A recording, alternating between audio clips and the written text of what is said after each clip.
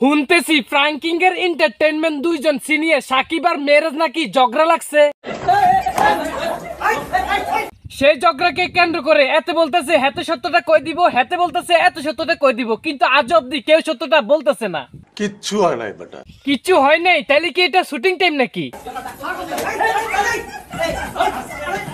বাইরে যে পরিমাণ কিলি দেখতেছি আর মনে হয় না এটা শুটিং টাইম। এইদিকে মিরাজ লাইভে বলতেছে এই কথা, আমি আমার কোনো ইচ্ছাই ছিল না ওর গায়ে হাত দেওয়ার। আর ওইদিকে মেরাজের লাইভকে কেন্দ্র করে সাকিব বলতেছে এই কথা। সবকিছু মিরাজের জন্য, ও যেভাবে পুরো বিষয়টাকে একদম ফলাইছে। আরে ভাইয়া জনগণের বুঝাইয়েন না, জনগণে বুঝে আপনারা যে কিটা অপমান করতে চাইতেছেন। ও চাচ্ছে যে বিষয়টা ভাইরাল হোক। আরে সাকিব ভাই বিষয়টা ভাইরাল হোক সেটা তো মেরাজে চাইতেছে না, সেটা তো আপনাকে পুরো টিমে চাইতেছে। বলেন কি? আরে হ্যাঁ আমি সত্যি কইতেছি, যার ইস্যু গভীর জলের মাছ। কারণ তারা গভীর জলের মাছ নাটকের প্রমোশন করার জন্য, প্রমোট করার জন্য মূলত ঝগড়াটা তাদের। সবকিছু পরিষ্কার দেখেছি, আমিও দেখেছি, কিন্তু অনেকে বলতেছেন ঝগড়া লাগার মূল কারণ নাকি আরোহী মিম। উনি কে? উনি হইলেন সে আরোহী, বর্তমানে মেরাজের এক্স আর সাকিবের গার্লফ্রেন্ড। বুঝো না এই ব্যাপারটা? এই আরোহী মিমকে কেন্দ্র করে মূলত ঝগড়া লাগছে নাকি তারা। এখন আমার কথা হলো এই মাইয়ের জন্য কোন রকম ভাবে ঝগড়া লাগে নাই, মূলত ঝগড়া লাগছে এটার জন্য তাদের গভীর জলের মাছ ও এটাকে প্রমোট করার জন্য বা প্রমোশন করার জন্য। তোরা যদি ঝগড়াই লাগতি তাহলে রাকিব আর ইয়াসিনের মতো ঝগড়া লাগ, তারা তো সবকিছু প্রমাণ সহ দেখাই দিছে, তাহলে তাদের মতো লাগ।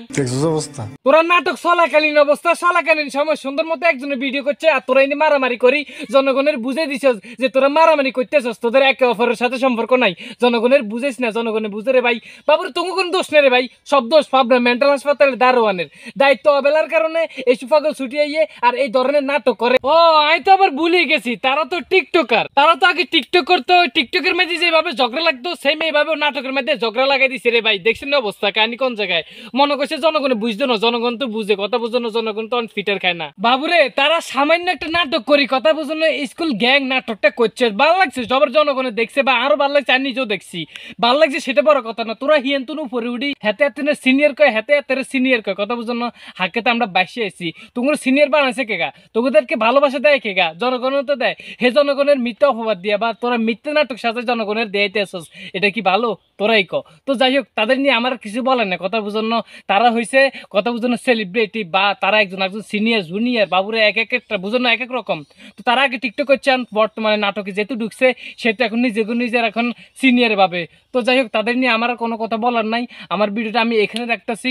আর আপনাদের কাছে যদি ভিডিওটা বিন্দু পরিমাণ ভালো লেগে থাকে অবশ্যই শেয়ার করে দিবেন, আর যদি খারাপ লাগে নামটা মনে রাখেন। আর ভিডিওটা বানানো হয়েছে বিনোদনের জন্য, কেউ সিরিয়াসলি নেবেন না। আর ঘটনা হলে এটাই সত্য যে তারা এগুলো নাটক সাজাইতেছে তাদের গভীর জলের মাছ নাটকটা প্রমোট করার জন্য, কথা বুঝুন।